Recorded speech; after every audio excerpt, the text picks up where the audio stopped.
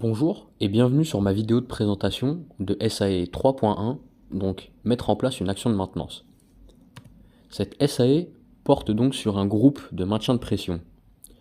En effet, le réseau de chauffage urbain de Clichy-la-Garenne ne transporte pas seulement de la vapeur.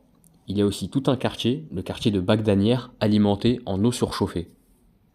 Lorsque le réseau d'eau surchauffée tombe en dessous de 4 bars, un présostat déclenche 2 pompes ou surpresseurs afin de remonter cette pression à 4 bars. Mais à la fin de l'été, en voulant redémarrer ce groupe de maintien de pression, nous avons eu un problème. En le démarrant, nous avons entendu un bruit sourd, mais aussi les pompes fuyaient. La raison de cette panne était que les vannes en amont des pompes étaient fermées. Les pompes ont donc tourné à sec, ce qui les a fait surchauffer, ce qui a fait chauffer les pales à l'intérieur qui se sont abîmées, et ce qui a aussi abîmé les joints à cause de la chaleur et de la friction, ce qui a provoqué des fuites en voulant la redémarrer. Ici, nous n'avions pas le choix, nous devions tout simplement remplacer les pompes HS par des pompes identiques mais neuves. Pour pouvoir effectuer le remplacement, il faut tout d'abord être habilité BR. C'est l'habilitation électrique qui permet à un technicien de faire des actions, des opérations de maintenance d'ordre électrique en basse tension.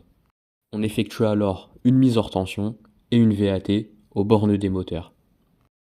Pour remplacer les pompes, il faut tout d'abord débrancher les anciennes pompes, dévisser les presses étoupes des câbles pour pouvoir les retirer.